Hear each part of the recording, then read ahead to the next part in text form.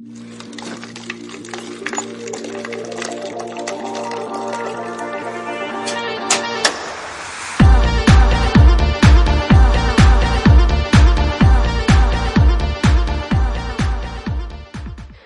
à tous, c'est Alex et Célia de Café Entre Amis.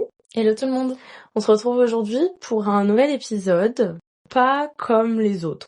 Ouais, un épisode spécial. On va pas l'agencer de la même manière. Ouais, ça a changé un peu. Exactement. Puisque en fait, ce matin, on est allé tester un nouveau café. Oui, café slash un peu pâtisserie. Oui. Vu que c'est quand même pas mal tourné. C'est vrai. Donc on est allé tester les madeleines d'Émilie. Ça se trouve à côté du parc Jeanne-Mance, au croisement Mont-Royal. Saint-Lô, oui c'est ça. Un peu plus Saint-Urbain. Ouais. Saint-Lô. Saint-Urbain. Entre les deux, il y a Saint-Urbain. Ouais. On est passé par Saint-Urbain tout à l'heure. Oui. Mais oui, c'est bon. Il est à droite de Saint-Lô. Puisque après Saint-Lô, t'as direct le parc. Non, il est je sais pas dans quel sens tu... Oui, quand on arrive de la maison, il est à droite, oui. Oui, mais du coup, genre, après, on est en train de débattre. Ouais, vraiment, juste, alors que Saint-Lô et Mm. Saint-Urbain, c'est parallèle. Voilà, pour vous dire. Donc oui. Oui, mais ce que je veux dire, c'est que là, désolée, je lui fais un schéma. Là, t'as Oui, Saint-Lô, non, mais là, t'as Saint-Urbain. Oui. Et sauf que du coup, là, t'as Jeanne-Mance. Il est là. Il est pas entre les deux. Je sais, mais c'est Mont-Royal Saint-Urbain. Le croisement le plus proche, c'est Mont-Royal Saint-Urbain, en face de Jeanne-Mance. Mais non. Bah si, parce que la rue Mont-Royal, elle remonte toute comme ça. Mont-Royal, c'est elle. Oui, et à Saint-Urbain, c'est perpendiculaire. Oui, mais il y a quand on repart du café. Oui, mais on passe d'abord par Saint-Urbain. Bien sûr que non. Bah si. Saint-Urbain, il est à gauche de Saint-Lô, pas à droite. Non, quand tu viens de la maison. Mais les madeleines d'Émilie, c'est... Non, Saint-Urbain, c'est à droite de Saint-Lô. Voilà. Ma gueule, t'as raison. Voilà, ça se fait combien de temps? 1 minute 30 de débat. Voilà. Tout ça pour dire que, encore une fois, finalement, j'aurais dû me baser sur l'histoire. Alex a toujours raison. J'aime beaucoup cette vérité. De l'épisode. Ouais, je sais. Ça flatte mon ego, j'aime bien. On va dire à quel point Alex a toujours raison. C'est vrai que j'ai souvent raison, pas surtout. Très souvent, ça même. C'est un peu flippant. Déjà, moi, je trouvais que j'avais souvent raison. Mais après, je t'ai rencontré toi. Et là, je me suis dit, en fait, j'ai pas tant raison que ça. Non, mais bref. En tout cas, c'est face Jeanne-Mance, facile à trouver, c'est à côté du paquebot café, qui est très sympa aussi, qu'on en parlera peut-être plus tard.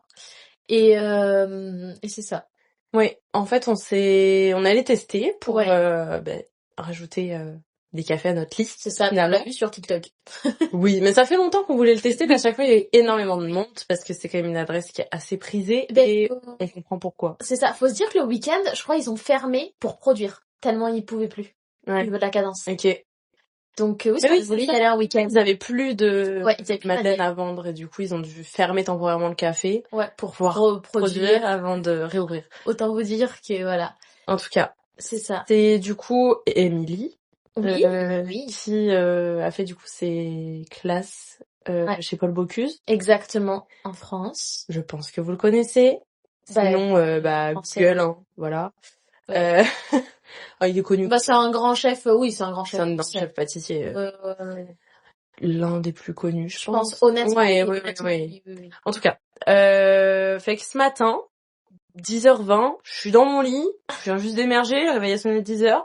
Et là, je reçois un petit message d'Alex, qui est la chambre à côté, hein, on se parle par ici, on habite ensemble. Pourquoi se parler par Morse? J'ai dit qu'il fallait qu'on s'achète des Doki. Ah oui, c'est vrai. On l'a pas fait, c'est vrai. On a toujours pas vu à Dolo. Parce qu'on n'a pas cherché dans le rayon enfant. Moi aussi. J'en ai pas trouvé. D'accord. En tout cas. Oui. Donc Alex me texte. Ouais. On va déjeuner au Madeleine d'Émilie ce matin. On s'était dit qu'on allait le tester. Oui. Et vu que on savait pas trop, je me suis dit tiens, autant faire un petit déjeuner là-bas, vu que je sais qu'il faut un endroit café, ça veut dire qu'on peut prendre aussi quelque chose aussi, on peut s'y poser un peu. Donc on a fait un petit déjeuner comme ça, et puis c'est ça, on a testé de nouvelles choses, on a discuté un peu, sur un déjeuner pluvieux finalement. Oui. Très mélancolique. On a pu goûter, il y avait des madeleines salées, des madeleines sucrées. Oui. C'était très hyper intéressant. On a pris la madeleine salée raclette. Ouais, très très bonne. C'était très bon. Ça ressemblait un peu à une espèce de un cake, ouais. C'était vraiment bon. Mais avec la texture d'une madeleine quand même. Oui, quand même, ouais. Et puis après, en madeleine sucrée, on avait pris le chocolat En fait, on a pris un espèce de cookie qu'ils appellent ça T'as une Nutella. forme de cookie, mais Enfin, c'est de fait avec tartine. de la madeleine. C'est ça, c'est fait avec de la madeleine et c'est de la pâte à tartiner, mais plutôt pralinée, c'est pas du Nutella. Oui, C'est de ouais. la vraie pâte à enfin, on sent que c'est quelque chose fait à la main, là. Et après, il y avait le citron Voilà, meringué. le citron meringue, ouais. Là, franchement, Il était désolée, mais on avait l'impression d'être en France. Ouais, le citron était très très bon. La C'était très bien texture et fait. le goût des produits, Ouais. on voit la différence. Vraiment, je m'excuse, mais on voit la différence. Bah, c'est normal, c'est Ça fait beaucoup moins manière, sucré et chimique c'est que ça. beaucoup d'autres produits qu'on peut goûter, C'est dont on... une manière de pâtisser qui est différente. Hein. Ouais. Donc, On y est habitué, nous, maintenant, etc., quand même, là, on mais... mange pas tant aussi, tu sais, hein, c'est pas quelque chose qu'on... C'est Enfin, vrai. on mange beaucoup de cookies et tout là, parce que je travaille dans un café où il y a des cookies. mais, mais c'est ça. Mais ouais, on a testé les madeleines, étaient très très bonnes, pas trop salées, pas trop sucrées, pas trop lourdes. On a pris la madeleine marbrée aussi à emporter, Oui. qui était très très bonne Très aussi. Donc non, c'était très sympa. Franchement, c'était très On sympa. a adoré, vraiment, on va 100% y retourner. Oui. Et les prix sont très raisonnables, je trouve.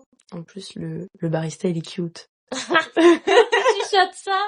Ça m'intéresse. Le barista, il est mignon. Il est sympa. Ouais, voilà. C'est mignon. Il est cute juste parce qu'il est bronzé et qu'il a les yeux bleus. Et qu'il est brun. En tout cas, Avec une barbe. d'accord. Ça change tout. Non, mais c'est juste agréable à regarder. Oui, finalement. c'est ça. Non, mais c'est ça. D'un côté, on a la vue sur le parc. Et de l'autre côté, le barista. Le barista. Le barista. Mais c'est très sympa. Puis on a pris des boissons aussi. Moi, j'ai pris un London Fog à l'avoine. On change pas d'équipe qui gagne. Bon, c'était pas du thé camélia. Un peu déçu, mais ça va. Et Célia, elle a testé quelque chose de nouveau. Oui. J'ai déjà oublié le nom. Alors, elle a pris un Hojicha latte. Je sais pas si c'était pistache framboise. C'est ça. Donc, le Hojicha, en fait, c'est un thé, mais plus fumé. En fait, un peu comme du riz soufflé, je crois que j'avais vu. Enfin, quelque chose un peu plus fumé. Puis le lait utilisé, c'est du lait de pistache, du coup. Et après, il y avait un petit peu de sirop de framboise sur le dessus avec des petits toppings de framboise séchée. C'était très bon. C'est très bon. Il y avait des petits morceaux de pistache aussi, mais ils tombent très vite au fond, donc on les sent juste à la fin. Donc honnêtement, ça aurait mérité, je pense, de goûter légèrement plus la pistache, mais c'était vraiment très bon quand même. Moi, j'ai vraiment aimé ça, là, ça s'est bu tout seul. En tout cas, tout ça pour dire que ce matin, nous avons discuté, puisque forcément, comme d'habitude, quand on va dans un café, on se pose puis on refait un peu le monde. Oui, c'est vrai. Et en fait, on a pensé à vous faire un épisode aujourd'hui un peu plus... qui reste spontané, là, en fait. Oui. On s'est dit que finalement, on allait revenir à l'ADN originel du podcast. On veut vraiment vous inclure dans nos discussions du moment. Ouais. Et en ce moment, il se passe pas mal de choses de notre côté. Et à la fois rien du tout. Exactement. C'est exactement ce que j'allais dire. Parce que en fait, en soi, cet épisode, vous allez juste nous accompagner dans notre processus de transition, on va dire, post-études. Nos doutes, nos incertitudes, et c'est pour ça qu'on veut faire cet épisode. En fait, c'est pour vous montrer aussi comment on pense et vous montrer que il y a plein de choses qui se passent dans les périodes de transition de la vie. Il y a des périodes que soit la transition, on va dire par exemple lycée études, transition pour nous France étranger, plein de transitions et que c'est important d'en parler pour se sentir accompagné, aussi pour avoir plusieurs sons de cloche quand on est perdu dans ces moments-là. Ouais, c'est ça, plusieurs points de vue. C'est ça. Moi, je trouve que c'est important de sentir qu'on n'est pas tout seul à vivre cette situation. Donc effectivement, d'en échanger, d'en parler avec d'autres personnes qui peuvent traverser des doutes similaires ou qui ont traversé des doutes similaires et qui comprennent, je pense que ça fait du bien. En tout cas, c'est ça. moi, j'en ressens particulièrement le besoin ces derniers temps. Oui, exactement. Et puis en plus, nous, on est beaucoup dans notre entourage à être sur la fin des études quand même. Oui. En tout cas, à Montréal. Notre entourage est quand même beaucoup. Oui, sinon en France, la plupart ont terminé. Ils sont déjà en train de terminer aussi. Hein. C'est ça. Moi, mes potes français ont terminé, tu vois. La mais moi, celles qui terminent sont en infirmière, donc elles auront aucun problème à trouver du travail. Oui, voilà, c'est un petit peu différent, ouais. Mais c'est ça, donc on est tous un peu dans cette période, surtout à nos âges, ça commence, je veux dire, à être aux âges où on gradue tous un peu, on essaie de trouver notre premier taf, savoir ce qu'on veut faire, notre carrière, tout ça. Et c'est ça peut être un moment où il y a beaucoup de beaucoup de doutes, beaucoup de pression, c'est pas ce qu'on veut faire, mais en même temps on sait, mais des fois les portes sont un peu fermées parce que on va pas se mentir, le marché en ce moment est compliqué, hein, on va pas se faire décider, que ce soit au Canada ou en France, honnêtement, partout en fait en ce moment. En fait, il s'avère tout le monde est très frileux, ils sont tous froids. Oh mon Dieu. Désolée, c'était vraiment une vanne de merde, mais c'est juste que j'en ai marre que les gens répètent que le marché est frileux, tu vois. Après, c'est moi qui suis pas drôle, faudrait savoir. Mais moi je suis très drôle. Ah bon? Oui. D'accord. Ok, si tu veux, ma belle. Mais moi je me trouve drôle, c'est le principal. De temps en temps. C'est le principal. Oui. En tout cas. Mais ouais, non, en fait, en ce moment, pour un peu éclairer ceux qui ne sont pas immigrés, finalement, dans un autre pays, nous, on est venus au Canada il y a quelques années. Le marché de l'emploi était ultra ouvert, ultra accessible. Ils cherchaient énormément de personnes avec des hauts niveaux d'études, donc c'est-à-dire au-delà de, pour les Français, Bac+3 et pour les Canadiens, le baccalauréat. Et en fait, donc la licence en France. Je pense que j'ai un peu mélangé tout le monde. Non, c'est bon, ça va. Ok. C'est pas... En tout cas, puis finalement, on est 2-3 ans plus tard. 3 ans plus tard. Ouais, 3 ans plus tard. Parce qu'on avait un tout petit peu plus de temps à finir. Au Québec, ils ont fait venir beaucoup. Ouais, beaucoup d'immigrés. Énormément. Beaucoup de Français qui sont venus en PVT ou qui sont venus en permis fermé et qui ont pu directement demander leur résidence permanente et rester. Ouais. Qu'ils aient job ou pas de job, qu'ils aient des métiers qualifiés ou pas, etc. La plupart, c'est quand même des métiers qualifiés. Moi, sur mon entourage. Oui, c'est vrai. Et en fait, au final, nous, on est venus, les universités étaient comme, on vous prend, on vous garde, on va vous donner, le gouvernement, tu sais, on vous donne une formation, puis on vous garde après ça, puis on veut que vous restiez. Vous restiez pour venir compléter notre force de travail. Ouais, c'est ça. Et finalement, là, on est en mai. Oui, on est en mai 2025. Et j'en ai totalement perdu la notion du temps. Je ne sais plus du tout quand on est. Les permis sont beaucoup fermés. Ouais. On n'a plus de garantie de pouvoir rester à long terme. Non, parce que même si on aura peut-être notre permis post-diplôme, donc en gros quand on a un diplôme de plus de 2 ans dans une université qualifiée, on va dire au Canada, donc qui est rentré dans leur qu'on appelle ça leur base de données, on a le droit à un permis post-diplôme, donc c'est un permis de travail ouvert illimité de 3 ans. Ouais. Exactement. Et en fait, à l'issue de ça, on pouvait demander notre résidence permanente et rester. Ce qui était l'objectif de départ, puisqu'Alex comme moi, on est venu pour s'immigrer quand même plutôt à long terme au départ. Ouais, c'est ça. Moi, je me voyais rester un peu plus quand même. En fait, c'est surtout, je m'étais dit, si jamais ma carrière prend ici, c'est ça. Moi, Benef, je suis très bien ici, tu vois. Puis là, il s'avère que nos corrections ont pris plus ou moins de temps, nos études ont pris plus ou moins de temps. En soi, tu sais, il y a oui, mais tu sais en soi, il y a que 4 mois de décalage. Donc à 4 mois de décalage, on n'aurait pas pu sauver les meubles. Ouais, moi ça aurait été quand même septembre l'année dernière. Oui, je sais, mais je veux dire c'est même à 4 mois, on n'aurait pas pu sauver les meubles parce qu'on peut pas gérer les délais de correction. Non, ça c'est sûr que c'est pas on peut pas gérer les délais du registrariat. Donc ça, dans tous les cas, ça aurait forcément pris plus de 2 ans notre maîtrise parce que dans tous les cas, les délais de correction et tout font que ça rentre pas en 2 ans. Enfin, en tout cas, on est arrivé, il fallait 2 semaines en moyenne pour trouver un boulot. 3. Peut-être pour les postes un peu plus qualifiés. Là, maintenant, on est sur un bon 4-6 mois. Et puis en fait, maintenant, les employeurs sont devenus frileux des étrangers, puisque du coup, ils savent qu'on ne pourra pas rester à long terme. Donc, pourquoi embaucher et investir sur un employé qui va devoir rentrer dans 2 ans ou 3 ans? C'est ça, les taux, moi je dis ça comme ça, les taux se resserrent dans le sens que la politique d'immigration a été un petit peu trop importante au Québec et au Canada en général, ce qui fait que forcément au bout d'un moment faut la réduire, donc ça passera par les étudiants étrangers. Nous on a fini nos études, on a de la chance, mais ceux qui voudront venir, ça va passer par les travailleurs temporaires, et nous on est temporaires, ce qui fait qu'on n'a pas de résidence permanente. C'est ça, on est sous permis temporaire, donc ils sont en train de tout réduire, et malheureusement on va peut-être être une partie des victimes de ça.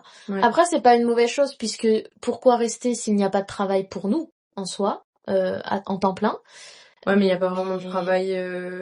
Nous, en tout cas, on est françaises au départ. Il y a pas forcément beaucoup plus de travail en France. Non, il y a zéro travail. Donc c'est ça. Ça reste que on a choisi d'aller à l'étranger pour se créer une nouvelle expérience, pour développer notre profil, Oui. apporter Complètement. des compétences nouvelles à notre profil. Complètement. On a investi de l'argent quand même énormément dans les études parce qu'on a payé notre école, on a investi dans le déménagement à l'étranger, le coût de la vie est quand même assez élevé, on a dû travailler à côté de nos études aussi pour avoir plus d'argent, puis là à l'heure actuelle on continue de le faire.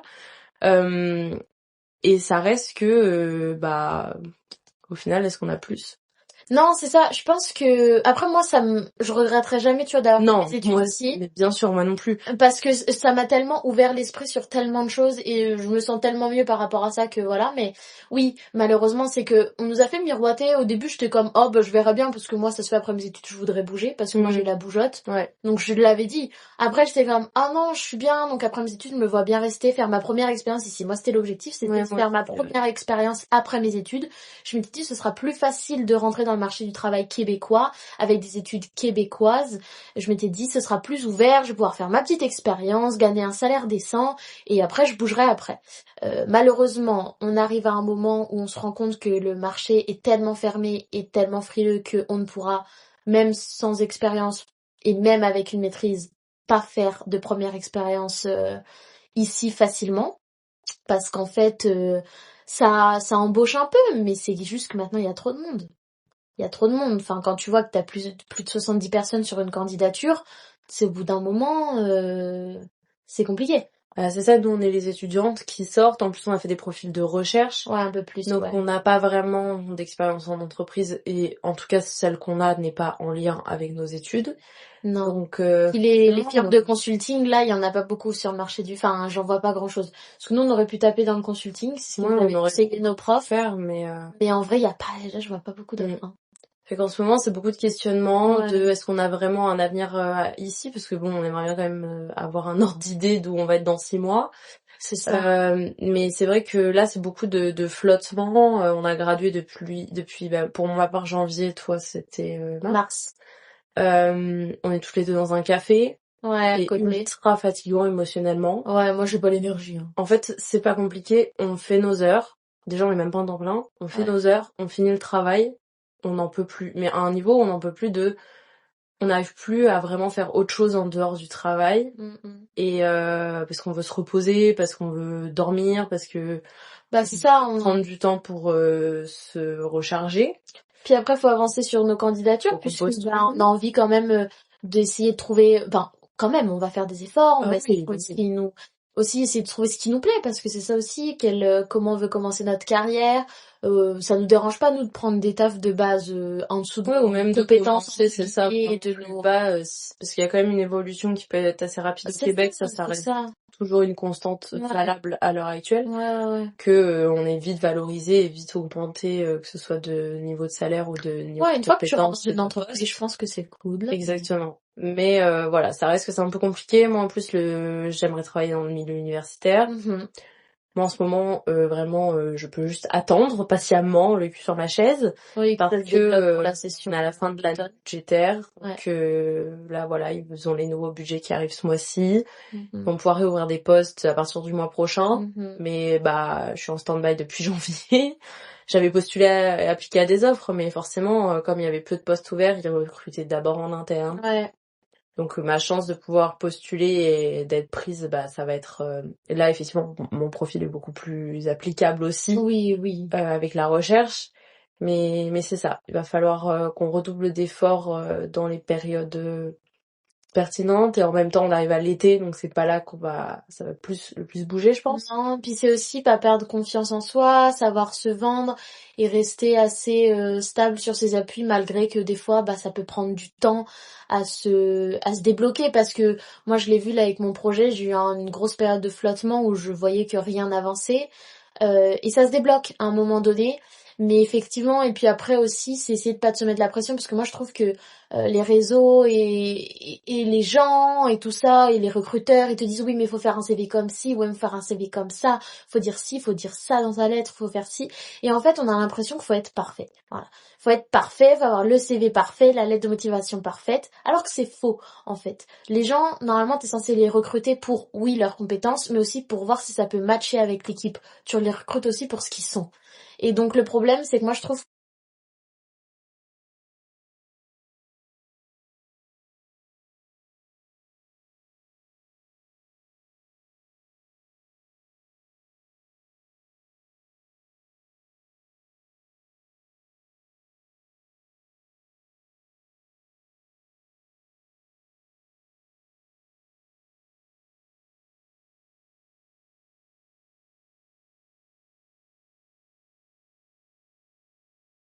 c'est particulier. Enfin, on n'a pas vraiment fait d'études sur la partie recrutement, mais par contre, derrière, c'est nous qui étions sur les projets de comment on résout les problèmes en oui, c'est ça, les entreprise problèmes à de cause des gestion. employés. Ou des employés, des managers, Ah etc. bah oui, c'est Les clairement, comportements C'est d'entreprise, ça la ce genre de coordination. choses. Euh, Euh, et donc en fait, c'est ça qui est assez drôle et original, c'est que voir comment on est recruté pour voir derrière, parce que nous, les cas qu'on avait, c'était des cas d'entreprises ouais. sur lesquels on bossait Ah ouais. pour nos enseignants, qui étaient eux-mêmes consultants pour des entreprises. Et donc en fait, on bosse sur des cas réels qu'on apprend à résoudre dans nos enseignements, j'arrive pas à parler, Mhm. pour au final que ce soit basé sur si ton CV, le format passe dans un logiciel, genre. Mais exactement, ça reflète What the... Ça tellement m'énerve. pas ce qu'on fait. Et en plus, heureusement, moi je suis bien contente d'avoir fait ma maîtrise ici parce que ça m'a vraiment donné une confiance au niveau de mes études et de C'est mes vrai. compétences.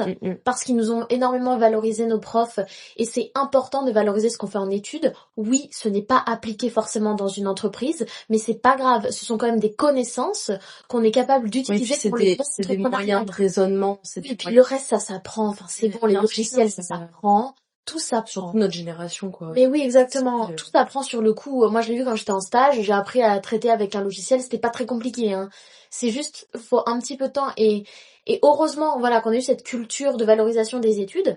Parce que sinon, on valorise pas, hein, le fait que t'aies fait une maîtrise ou un master, hein. c'est ça, ça sert à rien d'avoir eu. En fait, ça sert à rien. T'as pas fait plus que tout le monde. Mm. Ces études-là, ouais, tout le monde peut les faire. Donc en fait, bon, voilà. C'est un plaisir. Finalement, c'est un plaisir. Donc c'est ça aussi, c'est important de rester stable sur ses appuis et de valoriser nos études parce qu'on a fait des études, on a acquis des connaissances qui sont totalement implicables dans le monde du travail. Donc c'est ça, on n'est pas non plus déconnecté de la réalité. Et oui, c'est ça, c'est une grosse période de questionnement, de changement, mais en même temps, comme tu dis, il n'y a pas grand-chose qui change parce que faut un petit peu faire avec le marché. Moi, je vois la plupart des gens, ils ont mis 1 an à trouver dans leur domaine. 1 an. Voilà, donc Ouais. faut prendre un peu son mal en patience. Nous, on commence à savoir vers quel domaine on veut aller, mais c'est aussi peut-être pas le domaine où il y a le plus de d'offres, Non, donc c'est sûr, faut c'est que composer avec aussi. voilà, C'est ça. il y a là où on aimerait travailler dans un monde idéal. C'est ça. Il y a là où on va appliquer pour avoir plus de chance ou parce que c'est des domaines qui vont plus recruter, Mhm. pour quand même commencer quelque part pour pouvoir derrière valoriser une expérience de travail. Mhm. Et puis bah maintenant on se pose aussi la question de où est-ce qu'on va dans 1 an ou dans 2 ans. Ouais, parce qu'on va pas rester à Montréal indéfiniment, même si on adore notre vie ici, si on n'a pas un travail qui nous stimule Si on n'a plus. pas un permis.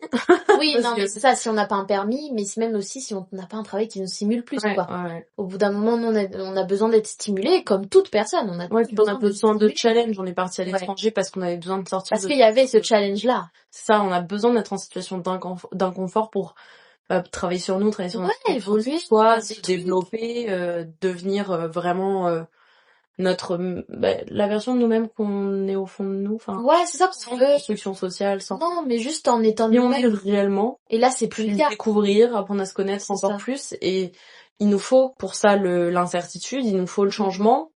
Et là, pour l'instant, on attend patiemment. Et c'est une situation qui est quand même psychologiquement difficile. Mhm. En plus, vu qu'on n'a pas un moral au beau fixe puis au maximum tout le temps, ça reste que demain en entretien ou machin, je vais peut-être moins facilement arriver à me vendre parce que je vais être un peu moins bien mentalement. Ouais. Mon énergie va faire que ça va se ressentir, que je suis pas forcément hyper enjouée ou autre. Donc c'est un espèce de cercle vicieux où on va juste pouvoir essayer de... je pense, l'important ça va être dans les prochaines semaines d'arriver à se concentrer sur nous-mêmes. Sur juste être bien avec nous-mêmes, quoi. Pour qu'est-ce que t'as vu qui te dérange? Non, mais ça s'enregistre pas? Oui, parce que ça met que 4 minutes, donc c'est pour ça que ça a coupé, tu penses? Je sais pas, mais ça met que 4 minutes. Écoute, on verra. Mais... c'est que les secondes ont l'air très longues. Bon, en tout cas. Ouais. On espère que ça enregistre en entier. Oui. Mais ouais, en tout cas, malheureusement ou pas, c'est une période difficile. Ouais. Donc on va essayer de lâcher prise. C'est ça, je pense que c'est là où intervient tous les trucs un peu des fois qui vont être mystiques / oui. un peu mental, c'est surtout le faut manifester. Voilà. Non mais faut attirer. C'est ça, faut attirer à soi, faut continuer à faire des efforts et à voir ce qui se débloque, mais faut aussi vraiment attirer les choses et essayer d'être le plus stable possible, parce que en étant le plus stable, on pourra effectivement pouvoir se vendre, avoir un moral un petit peu plus permanent. Mais c'est pour ça que c'est important de s'entourer de personnes, que ce soit notre famille, que ce soit nos amis. Donc du coup voilà. Mais après, je pense qu'effectivement le principal c'est d'avoir confiance en l'avenir. Voilà, faut on finir sur une note peut-être assez positive. Oui, d'avoir sur notre santé mentale, sur notre bien-être, sur la positivité, avoir confiance en l'avenir, en tout ça, s'écouter et prendre des décisions à un moment donné et pas tout prévoir, on va dire ça comme ça. Ouais. Donc voilà. Arriver à prendre les choses avec plus de résilience. Oui, exactement. Mais c'est comme je dis, c'est mon mot préféré. Si un jour je pense qu'on me disait que j'étais une personne résiliente, je pense que je considérerais que j'ai réussi dans la vie. Parce que je trouve que c'est une des plus belles qualités qu'un être humain puisse avoir. Parce que c'est très difficile. Ça veut dire que t'es passé par des trucs et que t'es là. Mais c'est important ce genre d'épreuve et de transition. Tu vois ce que je veux dire? Oui, c'est super important pour soi, là, mais... C'est normal aussi. Ouais, ça fait partie de la vie. Hein. Ouais, exactement. Exactement. En tout cas, on n'est pas à plaindre non plus. Non, exactement. On travaille dans un café. Voilà, on relativise, on a du travail on arrive à c'est pas forcément ce qu'on voudrait. Mais c'est ça, faut relativiser. Faire des choses à côté. Exactement, on arrive à faire des choses, on est quand même parti ici, on a vécu plein de choses ici qui étaient très très cool. Donc voilà, faut relativiser et se préparer tranquillement au prochain challenge finalement. Ouais. C'est ça. Moi j'aimerais terminer par le fait que c'est un peu une joke mais c'est un peu vrai. On n'a jamais autant envisagé de rentrer en France. Ah quel enfer, oui, c'est vrai. C'est vrai, mais tu sais, moi il y a quelques mois je le mode la France, non. Moi genre vraiment décembre, j'étais comme moi la France ça va, je suis bien là-bas. Moi il y a deux parties de moi. Il y a la partie de moi qui est en mode en vrai, ce serait pas si pire, ça pourrait être sympa, pourquoi pas, et l'autre qui est en mode jamais. Ouais, mais aussi parce que juste parce que la sécurité. Ouais. Désolée, mais en fait, je me vois plus me faire suivre, agresser, insulter, je peux plus. Ouais, c'est chiant. Genre 4 ans, bientôt 5 sans avoir vécu ça. Non. Ouais. Si c'est ça. Sans avoir vécu ça, paradis. Ouais. Genre juste. Après, on sait dans quelle ville on va finir. La Rochelle, on arrive. Préparez-vous. Les stars de Montréal arrivent en fait. On revient. On fait le comeback. Le comeback.